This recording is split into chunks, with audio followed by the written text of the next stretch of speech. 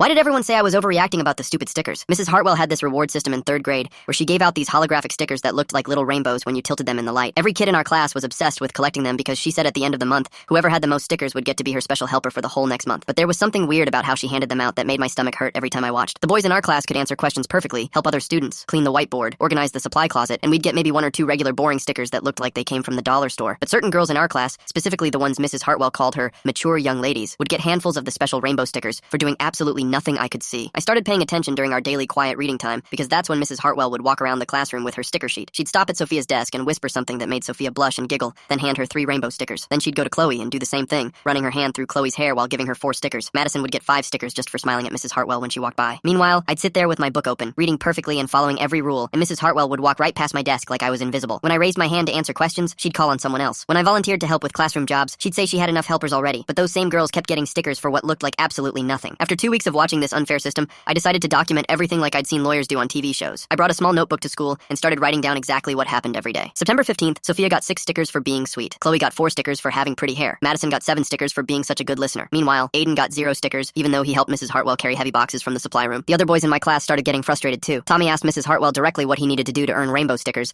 and she told him boys weren't naturally good at the kinds of behaviors that earned special rewards. When Derek offered to help organize her desk during recess, she said she preferred having girls help with that kind of task because they were more careful and gentle. I wrote down every single thing she said, including the exact words she used when dismissing the boys' efforts. Boys are too rough for delicate work. Girls understand how to be helpful in the right way. Some children are naturally better at earning rewards. Each comment felt like a punch to the stomach, but I kept documenting everything. My documentation expanded beyond just sticker distribution. I started noting how Mrs. Hartwell assigned classroom jobs, chose reading partners, and selected students for special activities. The pattern was always the same. Her favorite girls got the good opportunities while boys and less favored girls got ignored or assigned boring tasks. During library time, Mrs. Hartwell would let Sophia, Chloe, and Madison choose books from the teacher's special collection while the rest of us had to stick to the regular shelves. During art projects, those same girls got to use the expensive markers and glitter while we used crayons and regular paper. When parent volunteers came to help with activities, Mrs. Hartwell always paired her favorites with the fun helpers while sending the rest of us to work with whoever was left. I showed my documentation to my mom at dinner, explaining how the sticker system was completely rigged against boys and certain girls in the class. My mom barely looked at my notebook before pushing it back across the table. "Honey, teachers know what they're doing," she said in that dismissive voice adults use when they think kids are being dramatic. "Those girls probably earned their stickers somehow. Maybe they're better at following directions or being polite, but I followed directions perfectly, and I was always polite." I tried explaining this to my mom, but she just sighed and said life wasn't always fair, and I needed to focus on my own behavior instead of worrying about what other kids were doing. When I pressed her about the specific examples in my notebook,